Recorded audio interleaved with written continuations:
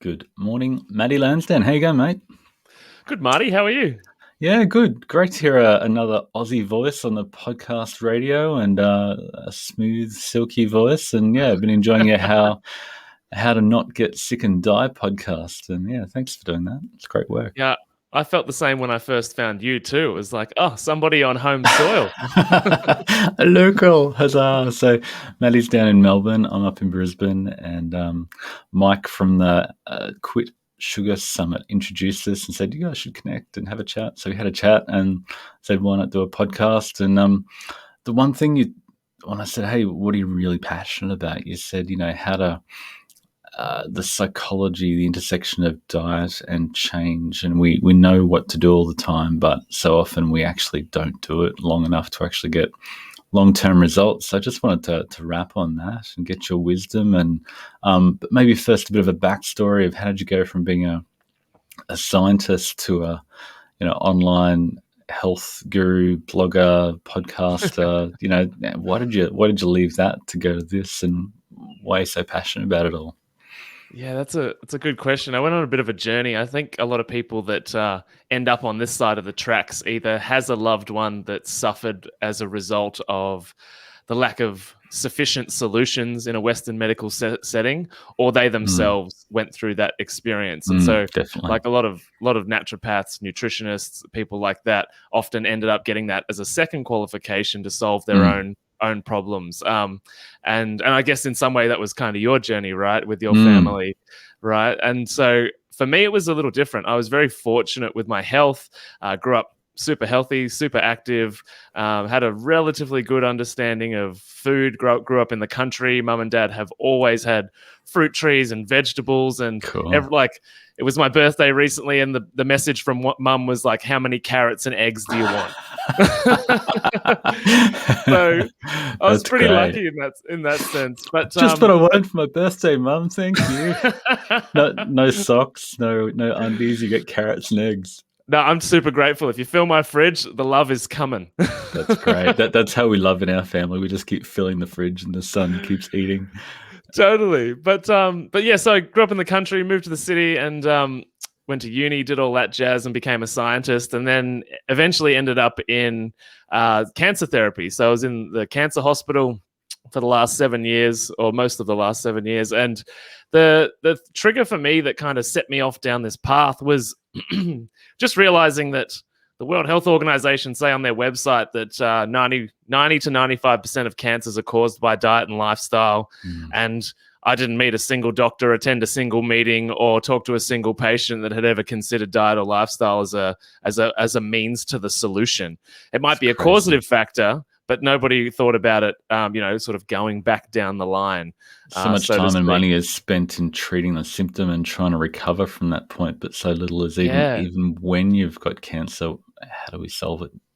Yeah, with absolutely. Nutrition and what we eat and what we do. Yeah, no, you bang on. And so for me, I just kind of went down the rabbit hole. It took me a few years because I started off as a typical Western medical scientist, like, nutritionists and naturopaths, they're all hippies, tree huggers. Now I'm like their biggest advocate. And you went and got your own qualifications. You're just finishing a master's in nutrition, was it? Yeah. So I did a few certifications and went back to uni and doing clinical nutrition and stuff like that. And so I actually did an honors way back when in nutritional epigenetics, and worked for a nutritional epigenetics company for a year, which was pretty cool. So that really piqued my interest in the beginning, and cancer was just kind of the next job that happened. But yeah, so yeah, spent plenty of time with my head in books. But the thing that I sort of realized on the journey was that, most people, as you sort of touched on in the beginning, most people know what they need to do when it comes to their diet, and most people don't do it. And that's the bit. That's the bit that I think that needs the most work. And so, but interesting, it's kind of different in a sort of clinical setting for chronic disease, especially with cancer, because a lot of people get these diagnoses, and you could even put a debate up for that it should be illegal to give some of these diagnoses, given that people surrender. They emotionally, spiritually, physically surrender to death. And so it's a very different psychology to the psychology of, I need to lose 20 kilos, as opposed to, a nutritional change might change, the outcome of a disease situation, diabetes, cancer, Alzheimer's. And we're starting to see this a lot, but we also know that pharmaceutical regulation is extremely rigid, as the world is coming to learn right now in the chapter we're in. And so it's a very interesting space. And so for that reason, I work primarily with people sort of before they get to that, and then preventative measures, because if we know that obesity and being overweight is the biggest precursor to cancer, Alzheimer's, diabetes. So it's an imperative part, or that process, figuring out that process is imperative to solving the solution. And I think turning around and looking from where we came from, rather than the solution being, something we haven't discovered yet, is, a lot of the stuff's back there where we started. Yeah, I think when we talked last time, you said every week you did a recap of why people died in the cancer hospital, and all of a sudden you realized that everybody was dying from the cancer therapy and medication, and went, wow, we're not really helping people. We've got to help people further back down the chain. And like you said, I did a pretty deep dive into cancer and nutrition, and just obesity is the number one issue. Being having too much stored energy that promotes excess growth is probably the biggest factor that you have to manage, and doing that from any stage in life is a really important point. And even when you get cancer, to keep on moving forward and dialing your diet, you can dial in your diet a little bit more for cancer and manage particular nutrients a little bit more. But just being healthy and managing your weight is really important for everything. So why aren't we solving that? Why aren't we putting our energy into that? Probably because there's not as much finance in that area. But if you really want to lead with your heart and have a passion for something that's going to make a legitimate change, that's the more interesting space to be in.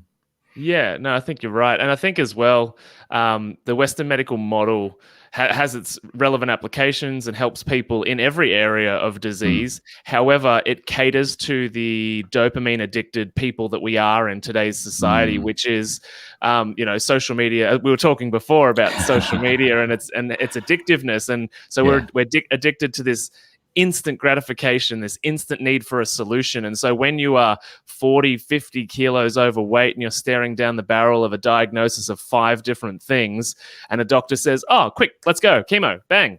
Like it caters to that inner, dopamine addict that's like, yes, solution, let's go. When it's like, actually, we can solve this long-term, improve your life, get your sex life back, do all of these things, but it's going to take us 5 years of improving your diet or whatever it might. That's not appealing. So the pill for an ill sells really well in the modern world. So much more lucrative to sell the pill for the ill, isn't it? Yeah. So psychology of change, dopamine. Tell us about dopamine and why it's critical to the process. And people say food is addictive, but I'm a little bit triggered by that because, some foods have addictive behaviors and properties, but, we need food. We get dopamine hit for helping a lady cross the road and doing a great assignment or making a great article, or we get dopamine to motivate us to do good things in the world. Where does dopamine come off the rails and lead us to this addictive cycle that is downward and destructive? Well, as you're aware, we need dopamine to exist. Like, the human species would not have made it this far without that reward part of the brain that we get from that cycle of feeding and having sex and procreating the species. And I think the issue is that we've just slowly hacked the system to realize, oh, this feels good, this feels good, this feels good, to the point that now we're chasing it on a literally 10-second basis. Like, people are, you pick your phone up and you go Facebook, Instagram, Snapchat, and then you're like, you're not even conscious. You kind of gone into this trance and you're like, what am I doing? Like 12 hours later. And like, social media's performance metric is how much time can we keep you looking at the screen. And, they're bragging that people are on average an hour on social media a day. And some people are up to 12 hours just constantly with the social media feed. And it's hard to escape that. And it's similarly with food. The food is designed to be inescapable once you comfort from those foods. They just self-reinforce to the point that you really can't stop eating them, so they feel addictive. Yeah, no, you're right. And the other factor is too, and I had a psychologist on my podcast who was a part of creating the Skittles color wrapping, like Wow. in the late 80s, I think. And he was super highly paid. Like he was their go-to guy because he was the one that kind of brought to that sugar company, whoever it was, the idea that if we create this like a bundle of fruit, it will speak to that inner evolutionary brain. Yep. And so there's so many layers that our psychology is manipulated, whether it be by tech giants, knowing that every little ping on our phone or every little number, our brain's like, oh, I want to check that. I want to clear these. I want to, I want to see what's going on there. And so it's the same with food. It's like the packaging is designed to manipulate our psychology and hijack these already, sort of deeply rooted mechanisms that have been around since the dawn of time, which primarily function as a need just to survive as a human in the wild, to hunt, to have sex, to eat, to all these kinds of things. But yeah, in the modern world, we're just we're sort of addicted, right? It's like dopamine addiction. We're addicted to our own supply, which in some ways is a cool thing, because it's like, oh, if I can be addicted to something that's in my own body, maybe I can send it the other way and get addicted to a different experience. And that's that's the logic that I try and work with people that I work with, is that there's multiple solutions to that dopamine highway. We're just using one at the minute. And so there's like you said, there's other ways to get that fix. And so I've got a thing that I use called the routine swap out. So once we dissect the anatomy of our habits, the routine's the bit in the middle, and a fad diet will essentially tell you, pretend like triggers don't happen. Just use willpower and try really hard. And if a trigger happens, well, you failed. Try harder, and you're a failure. It's not the program. Totally. So I'm really big on being like, triggers are happening. The kids are still gonna have stuff go on. Work's gonna have stuff. There's gonna be financial stuff, partner stuff. So it's about learning what the triggers are, understanding what your go-to default routine is, and the reward that your brain seeks from that experience. And then once we've observed that and we've got it down, we know what happens, we can then pattern interrupt. And the routine bit in the middle is the bit we start swapping out for different dopamine experiences. Yeah, that's really powerful.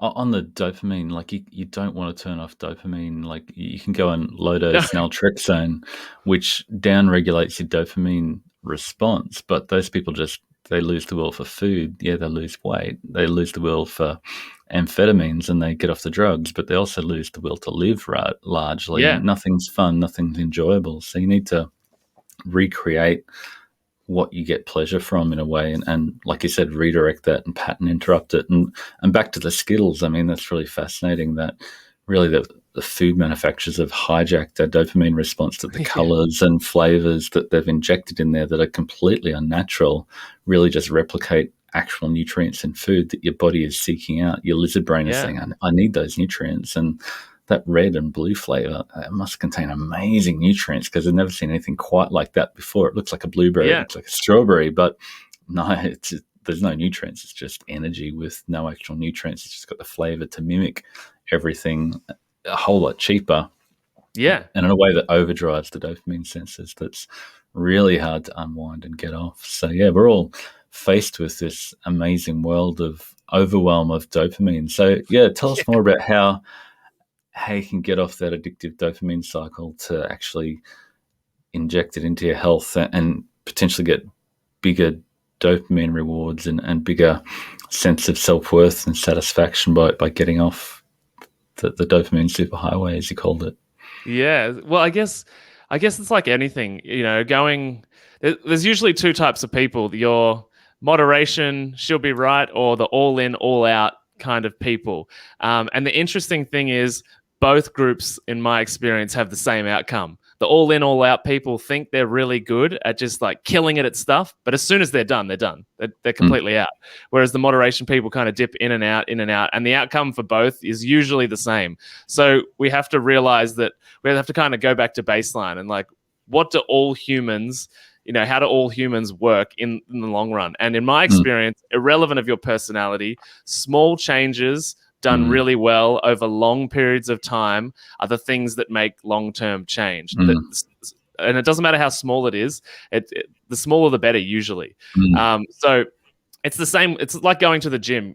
Irrelevant of the personality you are, you don't walk in and you bench press 200 kilos, right? Yep. So it's the same here. So with dopamine, so we get dopamine from our phone, we get dopamine from food, we get dopamine from interacting with humans. We have to identify which things in our environment are not helping our health, and then start scaling it back. Not complete elimination, because in a week's time we'll bounce back and we'll just forget we even tried.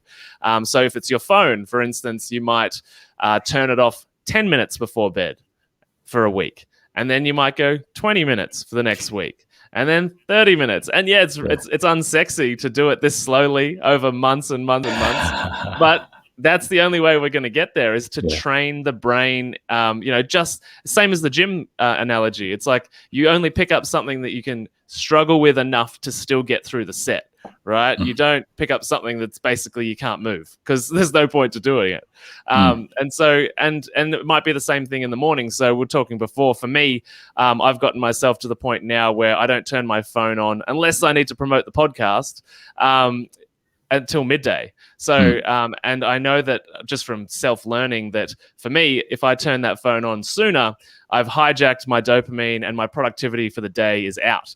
And it's the same with food. If we get up and have cereals, as for breakfast, or these hyper palatable sugar, refined carbs, nutrient lacking foods, we're setting off that dopamine in conjunction with the insulin as well, and a lack of nutrition and satiation. And so that spirals for the rest of the day as well. Yeah, getting that first meal, that protein, nutrient centric first meal, whenever that is, whether you call it breakfast or lunch or first meal of the day, that's incredibly important to not be on that blood sugar roller coaster, and then you're craving when you dip again. And totally, it's definitely in our challenges, definitely a massively key point. Yeah, I also love the way you talk about tiny changes, tiny habits. I'm a massive fan of BJ Fogg and his work, and he's super popular in just do one push-up, floss one tooth, go to the gym and go home again. Don't lift anything, just start the habit.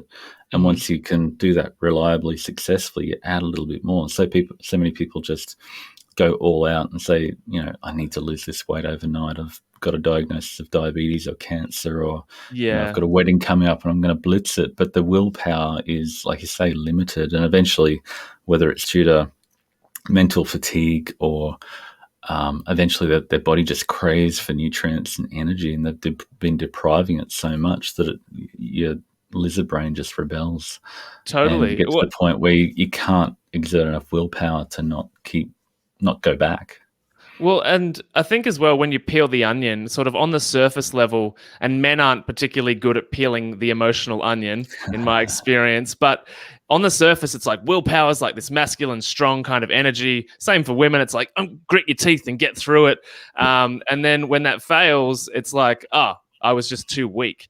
And usually what I find, if you peel the next layer off, is that like willpower runs out based on our energy levels, based on how much we've slept that day, based on the diet we've had that day.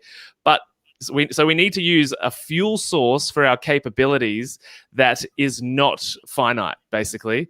And the one that is not finite is self-respect. And so we have to disconnect from a finite resource and attach ourselves to an infinite resource, because self-love and self-respect is something that never runs out as long as you establish it appropriately. And so what I find with most people, and I guess with nutrition and health, is I try and help people move the big rocks. A lot of people sort of DM me on social media and say, which supplement, this supplement or this supplement? And it's like, no, we need to move the big rocks before we look at the grains of sand.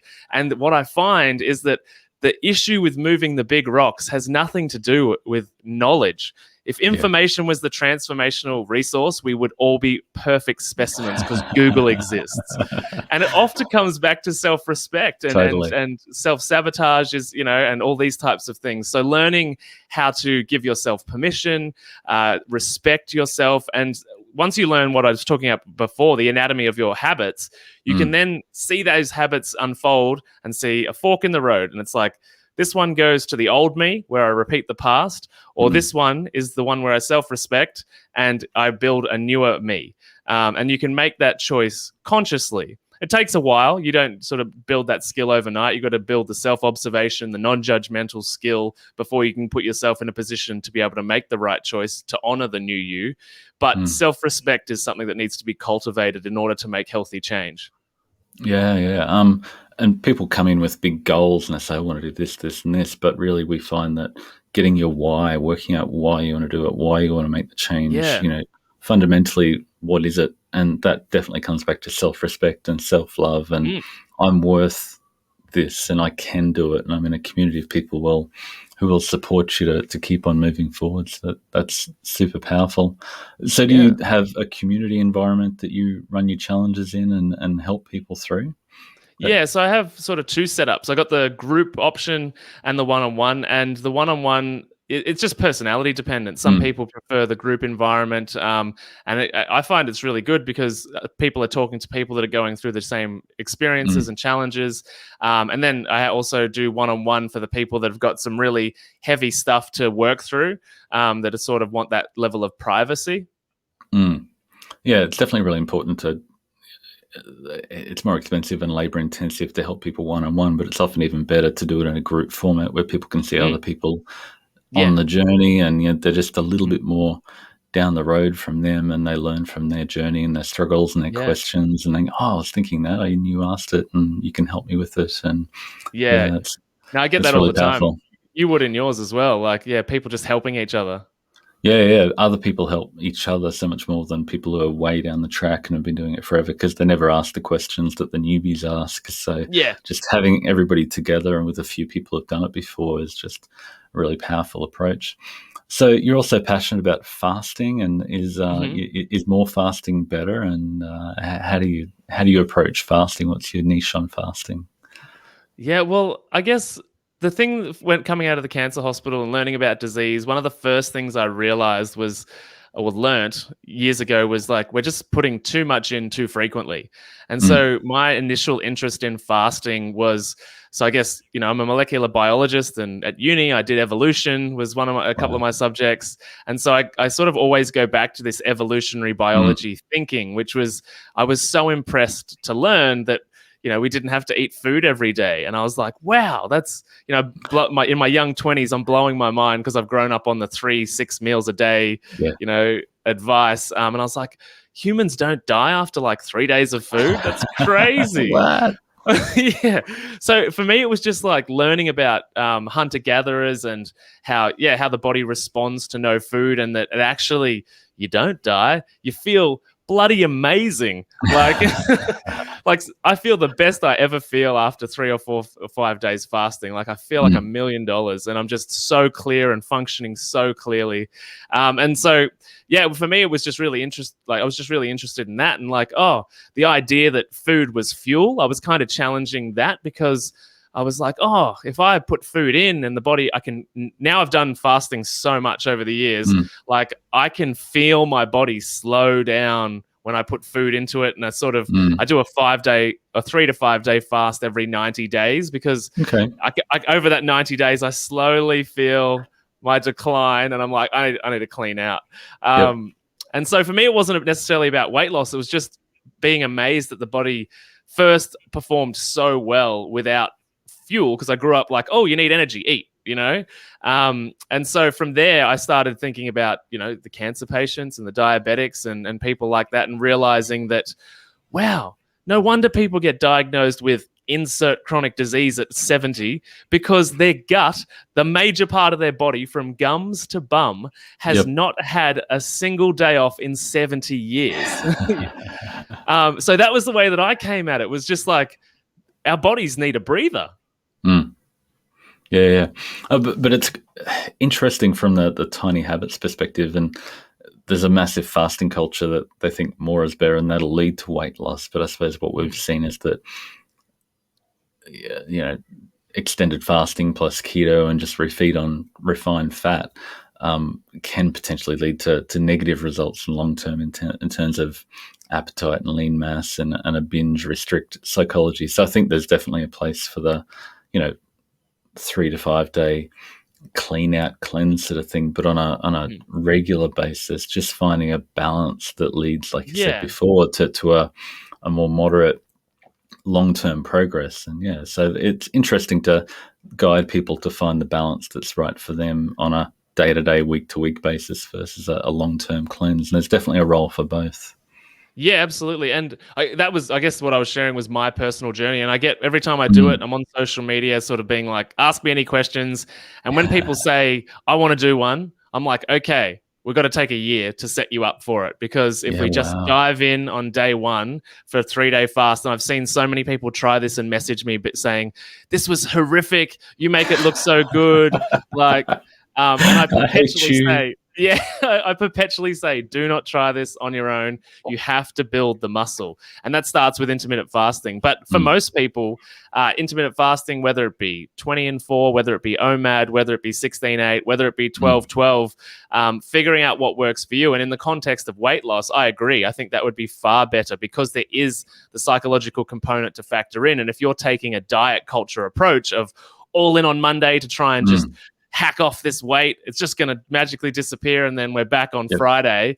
And with the donuts and pizza because you feel like crap and the loser brain kicks in. 100%. And refeeding syndrome's a real thing. To what degree you experience it is varying depending on your situation. But a lot of people naturally are drawn towards that really high sugar, high carb foods because in their evolutionary brain, the reptilian brain is saying there hasn't been food for a few days. And if you haven't trained that response out of its natural go-to sort of default, then you're going to end up feeling horrible at the end of that day. So I think most people, and probably everybody watching this, is going to benefit likely from focusing on a progressive intermittent fast that slowly moves the needle. Because the other thing is too, the body adapts. So even 16-8, I wouldn't encourage most people to just start at 16-8. I always get people to do a calibration week or two. Where are you at? And then we move the needle 30 to 60 minutes at a time, particularly for women in relation to their menstrual cycle and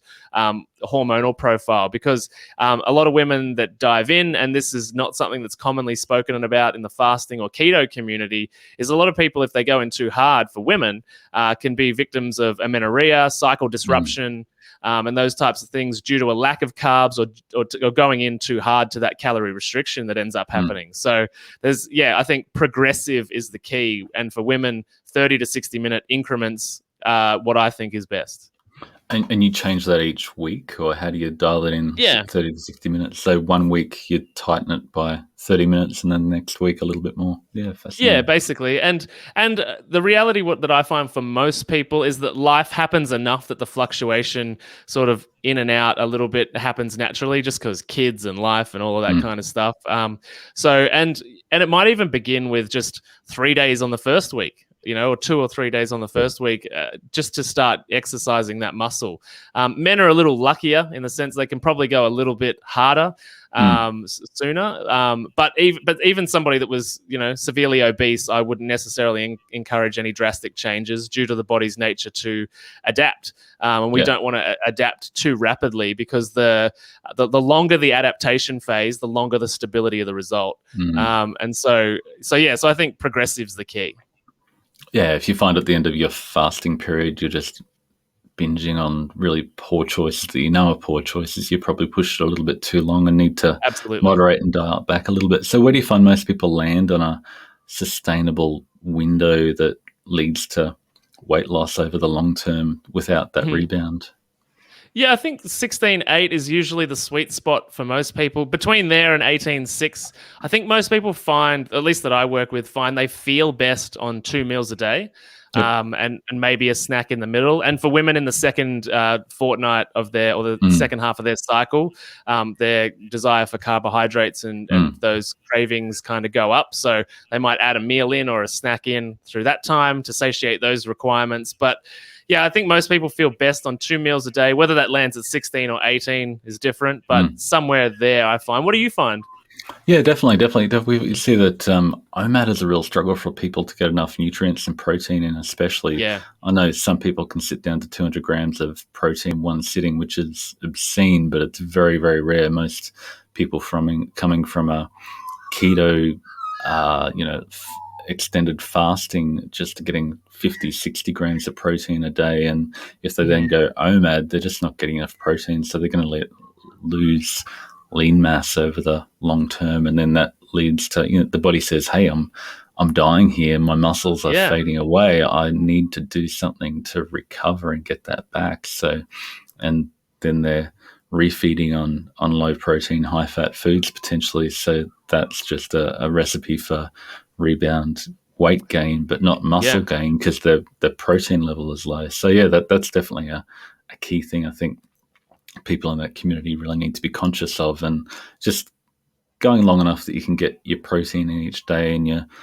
thinking, okay, I'm going to go for what I know is a healthy meal with adequate nutrients and protein, rather than dreaming of those comfort foods that aren't good for you, whatever they are. For me, they're like the peanut butter or cream or yogurt or whatever it is, and whether it's donuts or pizza or whatever that is for you, your sort of kryptonite trigger binge food that's going to lead you to eat more than you ever want to. So Yeah, well, and as you were talking there, it triggered a memory of our first conversation. We talked about one of the sleep podcasts that I did, because that's another factor. And so an important part of getting your nutrition right is getting your sleep right, because the one night of 6 hours or less of sleep, and basically every parent's been doing that for like 20 years at least, your calorie intake increases on average 300 calories the following day. Wow. Because you're physically awake longer, but also because of the increased function and requirement of function in your body, your prefrontal cortex, which is the front part of your brain that deals with rational and logical thinking, significantly reduces function. And so it's the difference between being well slept and driving home from work at the end of the day, bit tired. You smell the McDonald's or KFC in the window, and you're like, oh, that's good, but I'm not going to stop. The next night, 5.5 hours sleep, same situation. You're like, I'm in, let's go. And that's literally what happens. So when we're talking about refeeding on foods that aren't necessarily ideal, or working on an intermittent fasting schedule, if we're just focusing on the nutrition piece and then beating ourselves up for not lasting long enough without looking at where the willpower comes from, and we recharge willpower while we're asleep. So we have to factor that in as well, because it's a really important piece of the puzzle. And when people beat themselves up for not losing weight or whatever it might be, sleep can be the thing. And a lot of people that are doing all the right things, this is the variable, because they might be getting up at 5 a.m. now to go and smash themselves with a PT 5 mornings a week. They're eating rabbit food all day, so they're not getting enough calories in. And they're like, I'm doing all the right things according to everything that was told to me in the 80s, 90s, 70s, early 2000s, and nothing is changing.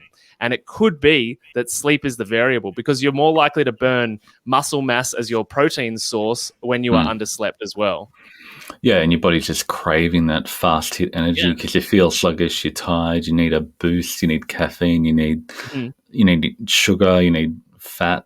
Fat and sugar together is even better, and you're fired up again, and you can do what you need to do. You can think clearly, but if you keep doing that perpetually, you're in trouble. So, what does Matty's routine look like, and how do you advise your clients to dial in the routine? What are the key things they need to think of to progressively dial in to get a more optimized routine that enables them not to always be dopamine addicted and always on that cycle, that perpetual rabbit, the little mouse wheel of going round and round and round continually, always being, I need to get up, I need to check my social media, I need more caffeine, I need to go to the gym, and you just burn out to the point that you can't look after your health, and your willpower depletes, and you can't give your body what it actually needs. Yeah, so I guess my routine, so basically I don't have my phone in my room, so my phone is turned off at night, goes into the cupboard, kitchen cupboard, like it's out of sight, out of mind. Wow. Same rule with food, like literally I sort of throw it to the back of the top cupboard so that it's just, I got to get the ladder to get it in the morning. You know how addicted you are to the phone. That's amazing. Totally. Well, and this is the challenge you were talking about before we hit record, but like we both have, help people via social media. Yeah. I've got an online avatar that is, larger than life, and I've got to try and keep it up somehow. Right. So for me, I get up in the morning using a wake up light. So I'm trying to avoid that, initial adrenaline hit from the scary alarm that's like, boo, Yep. So it slowly lights up the room. And at the same time, the music is like kind of, meditation music that slowly ascends. And then I wake up and I'm like, oh, this is nice. What a beautiful day. And then from there, I get into You don't have children, do you? No, this is the difference. I don't have kids. So my routine is pretty schmick compared to people that have kids. But yeah, from there I go into a breathwork session and do all sorts of different pranayama breathwork. So I'm sort of really big on breathwork. And you can use that to hack dopamine as well. There's lots of ways you can use that to make yourself feel amazing. So I do that. Then I kind of go into just reviewing my goals and vision board and stuff for the morning. And then I have an 8 till 11 work increment, and that might be clients or might be whatever it is, and then 11 till 12 is my workout, and then I break the fast between 12 and 12:30 most days. So so that's me. And then of an evening, I try and read a real physical book. I'm done with screens by the end of the day. So much artificial blue light has gone into my ocular cavity that I'm done. So yeah, I really try and read fiction at night. So that I can just disconnect and go into another world kind of thing. So, and turn the phone off before I do that as well. So, and that's before bed. And before bed, all the lights in my apartment are red. The screen on my phone has multiple red filters. I've got my blue blockers that I wear as well. So yeah, in a nutshell, that's my routine. Nice. My crazy old ones, but they work, and everything is on F-lux, and I've got these lights that turn red in the morning when I wake up. But definitely lots of amazing hacks from you've added those progressively, I suppose, and you can just add one at a time, or get as much as you need out of one and then come back. And I've done the breathing and heart rate variability, and lately I've been coming back to that again, just the guided breathing. There's so many good exercises you can use, and heart rate variability to try and just take your brain out of that fight or flight and just give it the calm it needs to switch off and actually get the rest and chill out. And definitely reading at night, hard copy book if you can. Kindle's great, but the old hard copy book and just chilling out with the wife and switching off and saying, this is my time and I don't need to keep up with the big world out there that's infinite, and it's designed to keep you perpetually addicted. So that's how Mark Zuckerberg makes his money, from keeping you perpetually enthralled with online media. I think once you draw the distinction, and it took me a little while, but like the difference between the online world and material reality, and you're like, the point of existing as a human is to be in the physical world, and irrelevant of how spiritual you are, this is our physical chapter, this is the physical manifestation of who we are. And so for me, it was like really distinguishing, like all the screens are portals to a world that doesn't exist.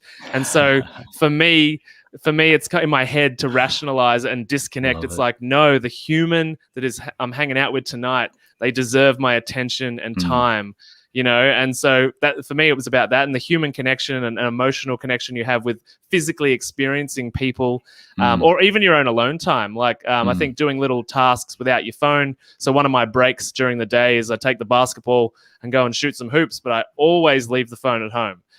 Just to have some experience in reality. But it's the same with the small tweaks. And I always call it one tweak a week.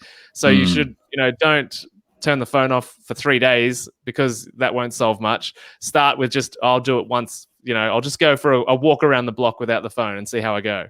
Because most people are scared of their own thoughts, as I was in the beginning, and scared of being alone with themselves. And that's another piece of the self-respect puzzle is, learning to be okay with who you are and the thoughts you have and the world that you've built. And it's not until you accept what currently exists that you then have the power to make and manifest change in the future. Yeah, that's really powerful.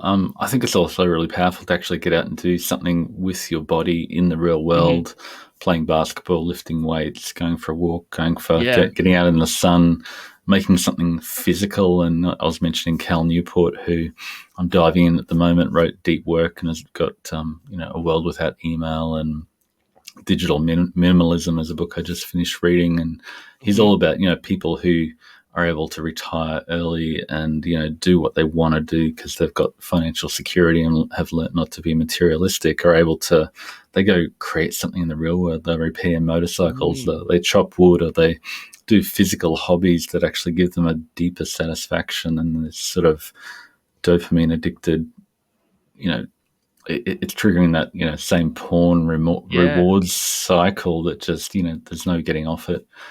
So yeah, definitely getting out there in the real world. How do you create time to create things for the future? I suppose you've got that work time. You say this is my block where I'm with Hmm. clients and I'm creating things, and yeah, interested to hear your thoughts on that.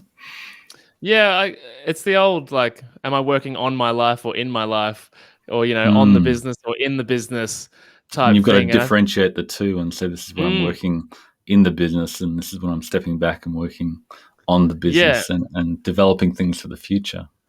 yeah, absolutely. And it's the same in in the personal life. And I think when you get comfortable in relationships, for instance, it can be really easy to be like, Not tonight, honey. I got to hustle." But like that is working on the relationship by not, when you say no to that, you're not working on that thing. And so it's a balancing, right? And whether you're a Mm, parent or you're in a relationship or whatever it is, all the moving parts of your life, you're either working in them or on them, and both are relevant to its progress. mm. And so, yeah, no, it's a constantly moving target, but behind what's going on and what's important and what takes the top priority. And it's a really triggering and confusing time to be a human right now for so many reasons. And so that there's that added pressure at the minute as well. But I think no, you mentioned it in the beginning, but knowing your why, like for Mm, everything that you do, and like, why am I in a relationship? Why this person? Why this house? Why this suburb? mm. Because if you can't answer that, you might be living a life that you don't want to live. Yeah. You're wasting a lot of time living a life you don't want to live. And you step Yeah, back and go, what have I achieved? What's significant here? This has been a really totally. good therapy session, Matty. Thank you very much. How much do I pay? That's often what ends up happening. This So, is great. So, moving forward, what are you excited about for the future? What's in Matty Lansdown world? What are you working on? What in your business and your life to develop for the future? yeah, so I guess I'm sort of doing a bit of a shift. So I've discovered after working with people for the last few years that about 90% of people that naturally gravitate towards me are usually mums, or women that are mothers, or younger professional women. And so I'm sort of focusing on more on women and particularly mothers moving forward. And I think the thing that inspires me about that is that a lot of the mums that I talk to want to be a good role model, and I often hear the Mm, words, "I feel like a fraud" when I tell my kids to eat better. mm, And so I think if we can work with mums, not just mums, but also dads, but mums and whoever the food provider in the family is, the cook, the chef, the person that puts the stuff on the plate, mm. to figure out nutrition, then we've got much more hope for the future, because we're in a Yeah. situation where the current generation are going to be the first generation that we've got, that don't live as long as their parents, and that's a result of nutrition, stress, lack of self-respect, trauma, Mm, whatever it is. It's heaps of things. But I think one of the biggest pieces is the food.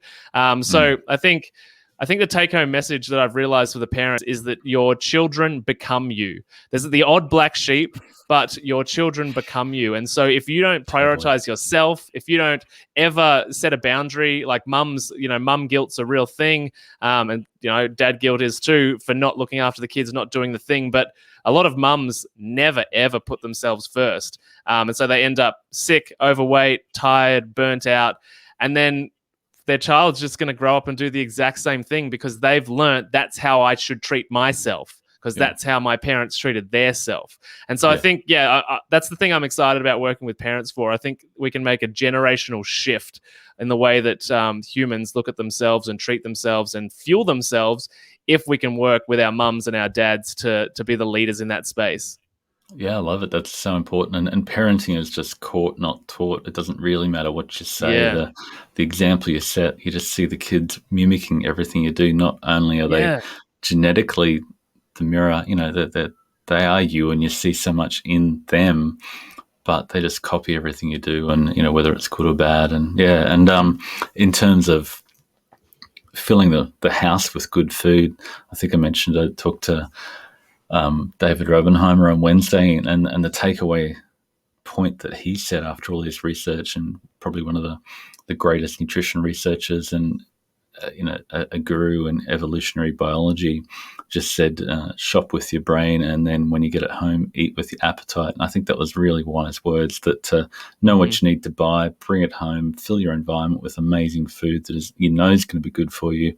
There's not a lot of Skittles or brightly coloured crap that you're going to default to. Yeah. And then just follow your appetite and eat the good food when you need it. And Stephen Simpson said, if I bring the crap home, I'll eat it.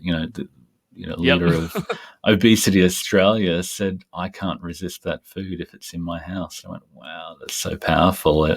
Even he can't override his lizard brain with his dopamine hits. So it's really, why should we, if the smartest people around can't do it themselves? So Absolutely.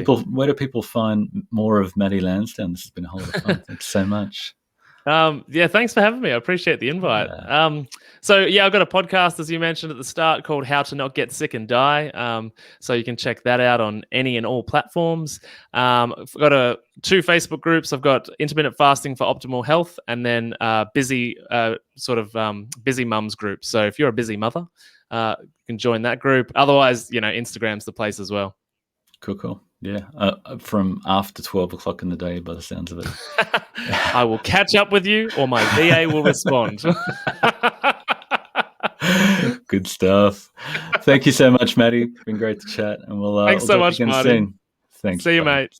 See you. Bye. Bye.